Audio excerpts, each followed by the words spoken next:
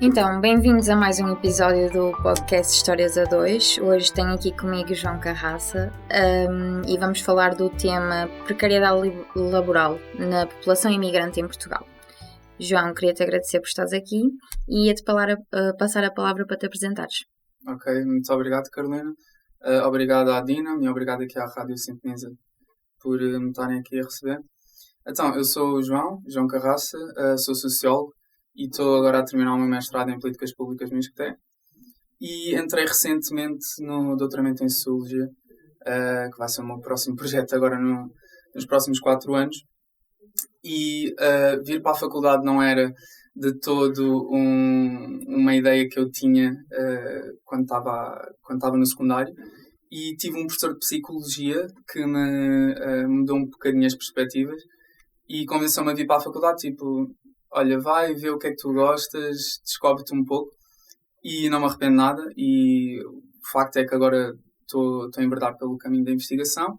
Sou bolseiro de investigação, estou na minha 3ª bolsa de investigação, que lá está um pouco precária também. Podemos falar um pouco mais disso daqui adiante. E pronto, agora estou lá está a tentar perseguir esse caminho da investigação e está a ser uma aventura. Pronto, como primeira pergunta, e como esta é o foco central deste tema, eu queria que definisses um pouco o que é o conceito de precariedade laboral. Ok. Então, precariedade é um termo que por acaso nós banalizamos muito no nosso discurso, dizer que algo é precário, mas basicamente a ideia da precariedade é esta, é algo que tem a qualidade de precário. E o que é precário? Quando nós vamos ver o latim, a origem etimológica da palavra, remete para algo que é incerto, é instável, é imprevisível, ou que é obtido por meio de súplica, portanto, algo relativamente sofrido. E quando nós estamos a falar de precariedade laboral, há um sociólogo muito conhecido, Pierre Bourdieu, do século XX, que introduziu esse conceito da precariedade quando estava a trabalhar com trabalhadores da Algéria que trabalhavam com contratos a termo. E basicamente a definição que ele faz é este trabalho de contratos a termo, imprevisível, instável, e que a consequência que isso tem na vida de uma pessoa é que não permite que tu te projetes no futuro. Ou seja, se eu quiser projetar-me no futuro, se eu quiser dizer o que é que eu estou a fazer daqui a um ano, no final do meu contrato, o que é o meu futuro, essa pessoa não se consegue projetar no futuro e a pessoa também encontra-se desprotegida socialmente. Ou seja, se a pessoa tiver um acidente de trabalho, o vínculo que a pessoa tem à entidade empregadora é precário. E então é esta ideia que existe de ter uma relação instável, insegura, um trabalho que ao final do contrato a termo não sabe se vai ser renovado, e no fundo é este vínculo precário. E isto, por regra, está muito associado a uma ideia de insegurança. E por outro lado, há um economista, filósofo, sociólogo do século XX, que é o Carlo Poliani, que falava, em termos políticos, desta ideia de nós ou temos segurança ou temos flexibilidade. E muitas vezes quando estamos a falar de mercado laboral fala-se da ideia de flexibilizar, flexibilidade. E basicamente ele falava deste movimento como se fosse um espectro em pontos opostos entre a flexibilidade e a segurança, que é algo com o qual eu discordo. E portanto, basicamente acho que esta é a definição da precariedade laboral. Portanto, remete muito para esta incerteza, esta insegurança que não nos permite projetar no futuro e não nos dá proteção social em caso de o que eu costumo chamar os previsíveis imprevistos que acontecem ao longo da nossa vida. Como já tinhas falado há pouco, pronto, tu tens sido bolseiro várias vezes, tens desenvolvido este trabalho dentro da academia. O que é que tem sido? Fala-nos mais um pouquinho do trabalho que tu tens feito e que vais desenvolver também. Sim, ok. Portanto, eu agora no mestrado em Políticas Públicas, já agora para dar um pequeno input, eu formei-me em Sociologia, não é? Na licenciatura, e uma coisa que eu não gostei foi eu sentia que a Sociologia analisava muito a realidade, mas agia pouco sobre ela. E então eu fui para Políticas Públicas para tentar ter essa vertente mais prática, mais de ação sobre os problemas, não só ficar a contemplá-los. E então no meu mestrado em Políticas Públicas eu comecei a me interessar muito sobre esta questão da falta de professores. E quando comecei a aprender mais sobre o vínculo dos professores e a profissão de professor, e todas estas notícias com as quais nós somos diariamente soberbados sobre a falta de professores e a sua condição profissional, eu decidi fazer a minha dissertação de mestrado sobre isso. E basicamente o que eu decidi compreender é como é que a precariedade profissional dos professores contratados a termo, que lá está o tal vínculo mais instável, mais inseguro, mais incerto, como é que essa precariedade influencia a atração dos jovens que estão a estudar agora na licenciatura para mestrados de ensino, para se profissionalizarem e tornarem-se professores. Isto também num contexto em que viu-se que, no contexto de falta de professores, começaram-se a diminuir os requisitos mínimos para a docência. E então, eu, nesta ótica de falta de professores, não é só um problema quantitativo, é também qualitativo. Tu tens professores que realmente estão preparados e dispostos, com disponibilidade emocional também, e comprometidos para darem aulas. E então eu decidi desenvolver este projeto. E basicamente o que eu fiz foi, eu entrevistei professores contratados a termo, jovens, até aos 35 anos, na área metropolitana de Lisboa, porque lá está, é uma das zonas mais afetadas, é Lisboa e o Algarve. E basicamente nessas entrevistas tentei perceber questões simples, desde como é que foi a sua trajetória de formação, o que é que os levou para a docência, quão seguros, estáveis se sentiam na profissão, e etc. E como é que se projetavam no futuro, tentando pegar nessas dimensões. E além disso, depois com base nesses resultados, o que eu fiz foi desenvolver um inquérito e apliquei na Faculdade de Ciências e na Faculdade de Letras da Universidade de Lisboa. Porquê? Porque estes são os jovens que estão agora a estudar em licenciaturas que mais facilmente poderiam ir para mestrados de ensino. E basicamente os resultados que eu obtive. De facto, todas estas notícias que nós vemos, os temas subjacentes estão presentes na vida dos professores. Esta incerteza na altura do recrutamento, das colocações, esta decisão que eles têm de tomar de será que eu fico perto de casa e provavelmente não consigo uma colocação, ou será que eu me disponibilizo para ir para qualquer zona do país e de facto aumenta a minha probabilidade de ser colocado. Mas depois, por outro lado, eu dificulto a minha própria vida para conseguir uma casa, conseguir constituir família, conseguir todos os projetos de vida que nós possamos ter. E então, basicamente, foi essa incerteza, essa insegurança que veio muito das entrevistas.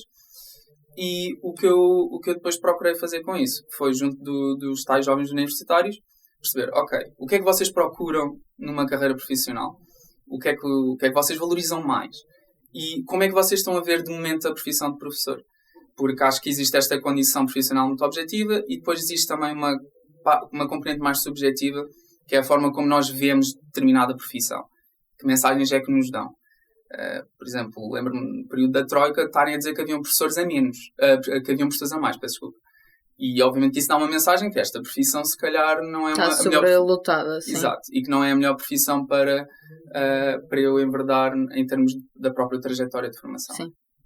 E os resultados que eu obtive a partir daí, de facto, coincidiram com as minhas hipóteses, que era, de facto, os jovens, curiosamente, muitos deles ponderavam a carreira de docência, mas poucos deles tinham, de facto, tomado a decisão, não, eu depois da licenciatura quero de facto ir para o mestrado de ensino.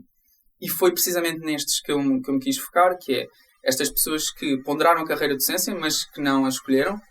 Porquê? E basicamente os resultados que vêm daí é que de facto vêm como uma profissão muito instável, insegura, e curiosamente também encontrei evidências que vão ao encontro da literatura que já existia relativamente à ideia de que a profissão de professor é uma profissão para quem gosta de crianças e é uma profissão que permite retribuir à sociedade. Este valor altruísta e este valor intrínseco de eu gostar de ensinar outras pessoas, eu gostar de trabalhar com crianças, esse valor intrínseco e o valor altruísta estavam muito presentes nesse inquérito. E, portanto, o grande apanhado que eu fiz destes resultados é que, de facto, as incertezas relativamente a onde é que nós vamos estar a trabalhar no ano a seguir, as incertezas relativamente a como é que eu vou progredir na carreira, se vou entrar ou não para a carreira, que essa depois é outra dimensão, a questão de passar a ter um vínculo definitivo a uma zona do país, a uma escola, agrupamento de escola. Tudo isso tem um impacto muito grande numa pessoa conseguir contrair um crédito à habitação, conseguir comprar um carro, conseguir, lá está, ter um filho, e então, de facto, essa precariedade tem um impacto grande na vida pessoal da pessoa, ou seja, não é só uma condição profissional, é também uma condição social. E isso de facto está muito também presente na ideia de o trabalho não é só o nosso meio de sustento. O trabalho também é uma dimensão sociológica da nossa vida, ou seja, nós identificamos muito com o trabalho, principalmente nas cidades. Tu perguntas, então quem és tu? Tu apresentas e tal, e a seguir já estás a dizer o que é que fazes da vida. Sim. Portanto, o trabalho não é só o nosso sustento, é também uma parte integrante da nossa identidade.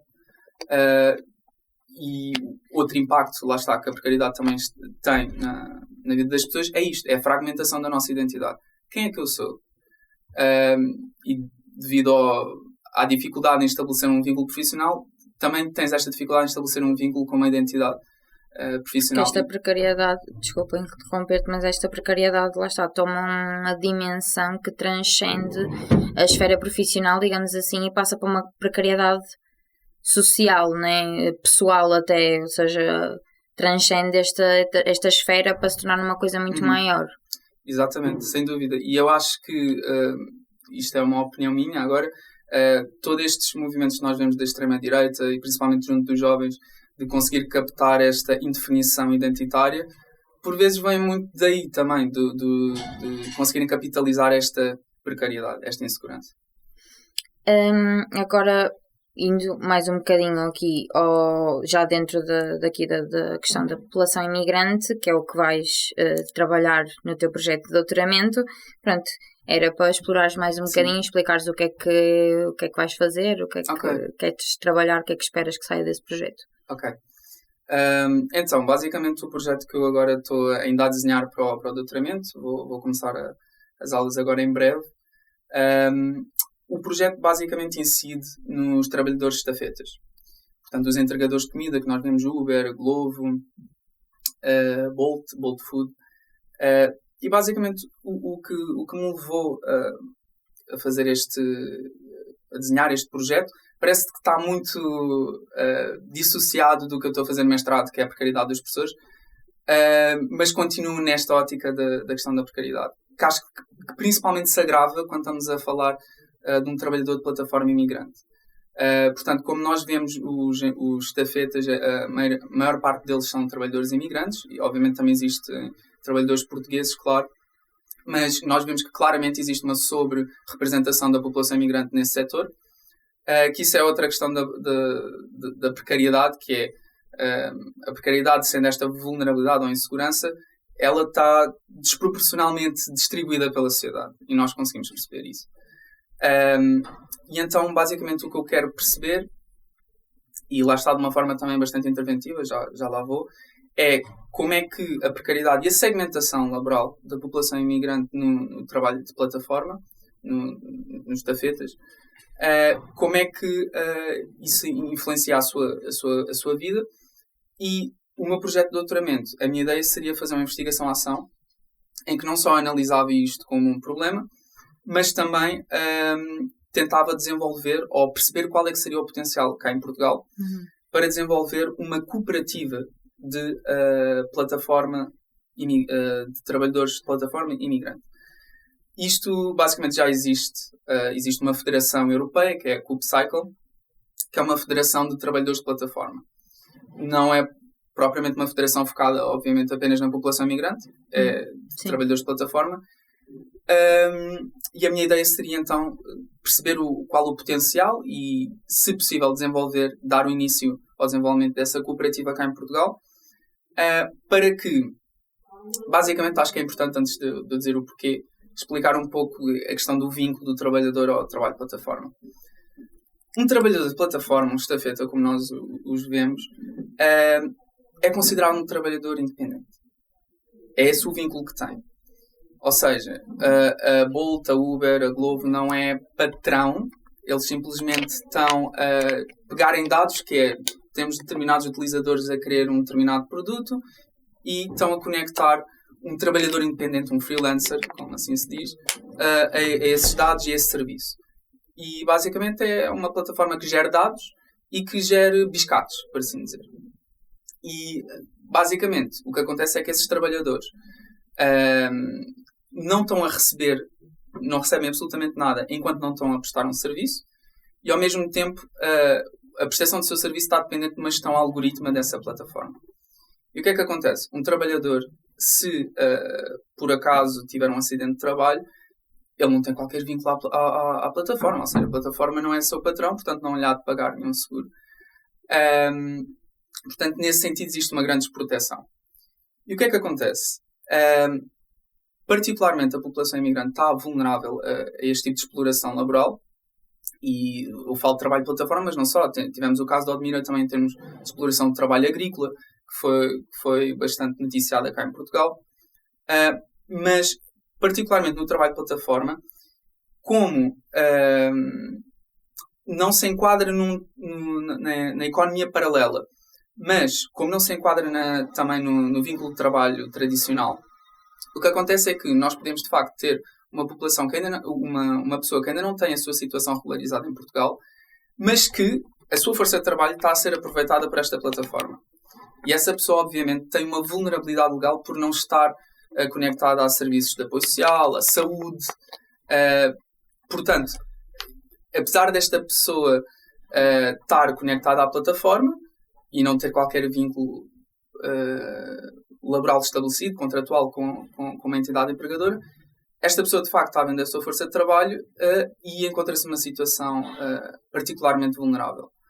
E, obviamente, que aqui depois existem outras barreiras características, nomeadamente a questão linguística, que também fortalece essa segmentação laboral. E depois existem dimensões que nós também poderemos mais à frente falar, relacionadas com, obviamente, o racismo e a xenofobia, que também fortalece essa segmentação laboral em determinados setores. E está mais que estudado, candidaturas de perfis idênticos e que são, basicamente, têm resultados diferentes simplesmente pela etnia ou raça. E então, pronto, isto foi um enquadramento que eu quis fazer. E então, eu basicamente queria fazer esta investigação junto da população imigrante, porque eu acredito que, do que eu tenho visto através do cooperativismo de plataforma, se nós conseguimos criar estas redes de apoio mútuo, que elas próprias já existem, porque a população... Era uma questão que eu ia, por acaso, colocar, se há algum projeto, alguma ideia para isso em Portugal, para além do que tu queres fazer, obviamente, se existe já alguma coisa semelhante ou algo Sim, assim. Isso é uma excelente questão. Já houve uma tentativa, durante a pandemia, houve Eu lembro-me assim, de umas manifestações, de umas coisas... Sim, houve umas manifestações relacionadas com os TDD, que acho que de momento é o grupo que está a sindicalizar-se mais, ou que está pelo menos a criar maiores redes de apoio e de contestação social. Mas em termos dos estafetas em si, já começaram acho que há um movimento social que é os Estafetas em Luta, um movimento que está a conseguir também negociar com as plataformas. Mas em termos de cooperativa, houve uma iniciativa de iniciar uma cooperativa de plataforma cá em Portugal, iniciada por um geógrafo, que é o Nuno Rodrigues, que eu já tive a oportunidade de falar com ele a este propósito. E ele, basicamente, tentaram iniciar aquela cooperativa, tiveram a primeira reunião com vários trabalhadores imigrantes, que obviamente também é uma questão difícil, porque os próprios horários de trabalho estão dependentes dos horários das refeições. Sim. Exato. E então é o que se considera um bocado um horário antissocial. Sim. E o que aconteceu foi que desenvolveu-se a ideia da cooperativa. Aquilo teve alguns problemas porque as pessoas pensavam que a cooperativa já existia e que não era um processo que se estava a iniciar. E depois havia questões relacionadas com disponibilidade. Depois também houve assim umas questões mais polémicas entre que relação é que haveriam de ter com a Câmara Municipal de Lisboa. Isto estamos a falar de 2020, 2021. E basicamente aquilo, dentro do movimento houve uma cisão e aquilo acabou por não andar para a frente. Mas já houve essa iniciativa de facto cá em Portugal. Mas a minha ideia seria uma cooperativa que estivesse integrada nesta tal Federação Europeia, com o Upcycle. Isto porque... O porquê da cooperativa, que ainda não cheguei lá. Basicamente é esta ideia de... Já existem redes de apoio mútuo dentro da própria população imigrante, porque lá está, face a situações precárias, as pessoas encontram as suas formas de colaborar. O grande problema é que no trabalho de plataforma as pessoas estão completamente atomizadas, não é? As pessoas não têm um local de trabalho. Por vezes eu acho isso muito curioso. Nós encontramos à frente de grandes cadeias de restauração, tipo McDonald's, KFC, principalmente em Lisboa, grupos de estafetas ali a terem o seu momento de socialização, só que aquilo não é nada institucionalizado. Sim. E então as pessoas estão muito atomizadas e isso dificulta muito que haja então esta organização, identidade profissional, e esta autodeterminação do seu trabalho, que não seja um algoritmo que está a gerir o seu trabalho. Porque quando se fala do trabalho de plataforma, por regra fala-se muito desta questão da flexibilidade. Daí eu ter falado no início da entrevista da questão da flexibilidade. E eu acho que o que nós devemos perguntar é flexibilidade para quem? Porque quando estamos a falar de flexibilidade, sim, eu posso realmente trabalhar as horas que quero ou estou dependente das horas de maior pico para realmente conseguir fazer dinheiro. E essas horas estão indissociáveis das horas de refeições. Essa flexibilidade é para mim, ou para eu conseguir ter a flexibilidade de conseguir uma casa em determinado sítio, ou conseguir tomar determinadas decisões na minha própria vida, ou conseguir gerir o meu tempo pessoal para mim de determinada forma. Essa flexibilidade realmente existe?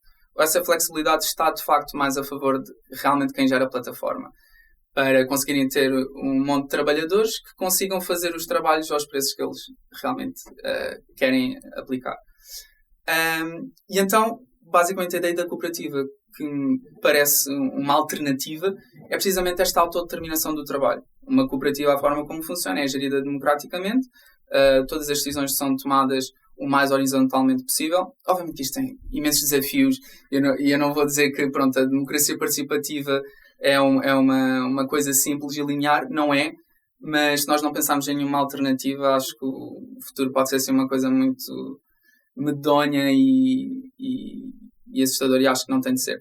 E então, a ideia da cooperativa é precisamente fortalecer estas redes de apoio mútuo, permitir que os trabalhadores autodeterminem o seu próprio trabalho, e esta federação, as cooperativas estão associadas a esta federação, já usufruem de toda a experiência que ela tem, seja a plataforma que ele já tem e que é gerida em código open source, para quem não sabe é aquele código aberto, toda a gente pode participar. Sim. E pronto, tem estas vantagens todas em termos de abertura. E basicamente era essa a minha ideia, de desenvolver então essa cooperativa, ou perceber qual seria a possibilidade de desenvolver. Eu acho que já fomos tocando aqui em alguns pontos sobre as causas desta precariedade, portanto acho que vou afunilar aqui um pouquinho e ir de facto aqui a esta questão, que acho que é central para o tópico, que é de que forma é que o racismo e a xenofobia, que estão já presentes na sociedade, desempenham um papel nesta precariedade, porque às vezes podemos ver isto como fenómenos que não estão necessariamente interligados, mas como já referiste, estão. Portanto, desenvolver aqui um bocadinho esta ideia. Ok. Da bibliografia que eu tenho encontrado, há um conceito que eu achei muito interessante, que é o capitalismo racial, que basicamente é este conceito um pouco marxista de que, portanto, existe esta criação do exército de reserva, que é esta força de trabalho sedentária, que, existindo, é possível praticar determinados preços de salário. E o que acontece quando nós estamos a falar da segmentação laboral é nós normalizarmos a ideia de existirem determinadas etnias ou determinadas raças em determinados setores, ou que determinados setores têm determinada identidade racial ou étnica. E esta segregação-exclusão, que de facto acontece, ela tem um efeito que é óbvio, não é? Que é a sobre-representação das pessoas realmente nesses setores.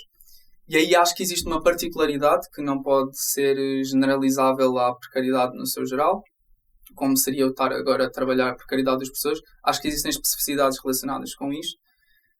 E o que nós vemos, por exemplo, no trabalho de plataforma é precisamente isso. Está a haver uma racialização do trabalho de plataforma, que é associar-se o trabalho de plataforma à associação imigrante, principalmente vinda da Ásia Meridional, portanto, países de Índia, Paquistão, Bangladesh, e estar a haver, até pelas próprias plataformas, A forma como fazem o marketing, eu não sei se já reparaste, Carolina, mas, por exemplo, a Bolt Food, a forma como faz o seu marketing e as imagens que mete do que é um trabalhador estafeta, o que é o utilizador, reforça essa própria ideia. E a construção desta narrativa não é ingênua, não é? E era aí que eu queria chegar. E, portanto, eu acho que, lá está, esta particularidade merece um enfoque específico e é um bocado isso que eu quero fazer. E eu gostava de ter feito isto agora no início da questão, mas posso aproveitar para fazer agora, que acho que é uma distinção que vale a pena fazer. Que é, nós costumamos mostrar muito os termos de preconceito, discriminação, racismo, xenofobia. Sim. Fazer aqui uma clarificação. Não propriamente sociológica, mas mais vinda da área da psicologia social. Diz um investigador que é o Rui Costa Lopes, que tem trabalhado estas questões e tem um livro muito interessante que é Preconceito e Discriminação em Portugal, acho eu, salvo erro. Mas basicamente o preconceito é no plano das atitudes, ou seja, uma atitude negativa face a um grupo ou a uma pessoa porque pertence a esse grupo. Depois, dentro do preconceito, nós temos estereótipos, que são crenças. Crenças que nós temos relativamente a determinados grupos. Ou a determinada pessoa por pertencer a determinado grupo. E depois temos a discriminação. A discriminação é um comportamento. É a dimensão comportamental do preconceito. Que é nós excluirmos, agredirmos verbalmente, fisicamente, termos um comportamento negativo face a uma pessoa porque pertence a um grupo ou face a um grupo porque, pronto, temos esse tal preconceito. E a xenofobia, a sua própria etimologia, remete para nós termos medo de algo que nos é estranho ou estrangeiro e queremos excluir esse algo precisamente por ser estranho ou estrangeiro. E acho que esta clarificação, obviamente, vai ao encontro do que nós estamos aqui a falar. Aqui também acho que já contextualizamos pronto, o que é que esta precariedade significa para a população imigrante. E agora aqui mais no que tens vindo a fazer e na esfera em que estás a trabalhar, que é isto é um tópico que vai surgir ao longo de vários episódios aqui do podcast, que é, há muitas vezes uma dificuldade em ver a academia como um lugar que depois se vai transformar numa realidade material fora dela. Vemos a academia como algo fechado, que se fecha em si próprio, que comunica para si próprio. Tu próprio falaste, né? que é uma coisa que encontraste quando estavas a estudar Sociologia, que é debater, falar, investigar, mas o que é que realmente sai? Então eu tenho uma pergunta que vai exatamente encontrar isso, que é qual é o papel da academia na resolução, no combate a esta questão?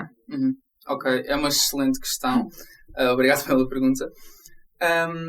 Pois, eu identifico de facto esse problema, que é a academia estar fechada sobre ela mesma. E acho que é um problema do nosso sistema de ensino superior.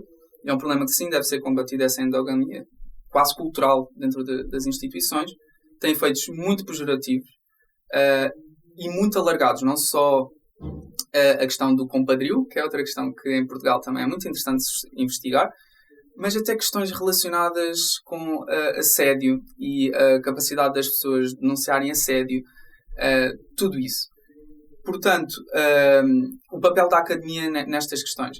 Eu acho que expandiu-se esta ideia de que a ciência é neutra e, de facto, nós, enquanto investigadores, devemos fazer para que a nossa produção, a nossa ciência, seja o mais neutra possível. Mas é um bocado como nós dizemos que andamos à chuva, mas não nos molhamos. E é impossível que alguém se desligue completamente dos seus valores morais e consiga produzir completamente indissociada dos seus valores morais. Os meus próprios temas de investigação, obviamente, têm uma carga moral e sociológica, ideológica, vinda de mim. Portanto, o que eu acho que é necessário é a academia, principalmente, reconhecer isso e reconhecer o papel e o contributo que pode ter junto das associações, junto das populações, junto das cooperativas, junto da sociedade civil. E acho que essa ponte ainda está para ser estabelecida. Há várias iniciativas, eu acho que são excelentes e devem ser apoiadas, mas principalmente a academia reconhecer que a sua produção científica tem o seu lugar no seu currículo, mas existe toda uma realidade sobre a qual nós podemos pegar nesse contributo e realmente agir sobre ela. E é muito isso que me está a levar agora para esta ideia que é um pouco mais interventiva do projeto de doutoramento e que me levou também para o mestrado em políticas públicas. Pronto, e agora Aqui de um ponto de vista um bocadinho mais pessoal, que é, pronto, já disseste há pouco que foste para a faculdade aqui por influência de um professor, mas o que é que te levou a querer trabalhar este tópico especificamente? Pronto, podias escolher, quer dizer, estes tópicos, não é? Mas a precariedade no geral, o que é que te levou a isso? Ok, boa questão. Portanto, a precariedade no geral, a questão da falta de professores, eu acho que foi muito por reconhecer que se eu tivesse tido aquele meu professor, foi um excelente professor de psicologia na escola secundária, de filosofia, não é? Professor de psicologia, muito bom mesmo. E o engraçado é que eu acho que ele não tem noção quão mudou a minha trajetória de vida, porque eu ia para o exército a seguir do ensino secundário. E acho que o meu percurso foi completamente diferente. Mas, desculpa, podes-me só relembrar a tua questão? Que é como é que te escolheste este tema, o que é que te levou? Exato. O que é que... Pronto, portanto, eu acho que a questão dos professores foi precisamente por sentir que tinha aqui um contributo a dar e perceber como é que realmente se podem ir buscar estas pessoas que realmente motivem outras pessoas a seguir os seus sonhos. E no caso da população imigrante e de querer ir especificamente olhar para este tipo de precariedade, foi precisamente por eu ver este discurso a começar a surgir na sociedade sobre associar a população imigrante à criminalidade e à insegurança e a sensações de insegurança. E o que eu comecei a pensar foi, ok, então, e a constante sensação de insegurança em que esta população vive e que ninguém fala? E é aqui que entra também um bocado o papel da academia. E pronto, foi esse o motor de eu quero perceber melhor sobre isto, eu quero, quando possível, expor isto e conseguir agir sobre isto. Não só compreender, mas agir sobre isto.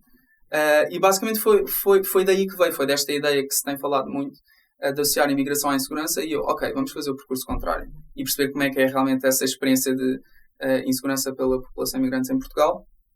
E na altura, quando eu fiz a candidatura do projeto de doutoramento, eu tinha assim um enquadramento que estava muito relacionado com as agressões que estão a acontecer à população imigrante. E na altura tinham acontecido aquelas agressões no Porto.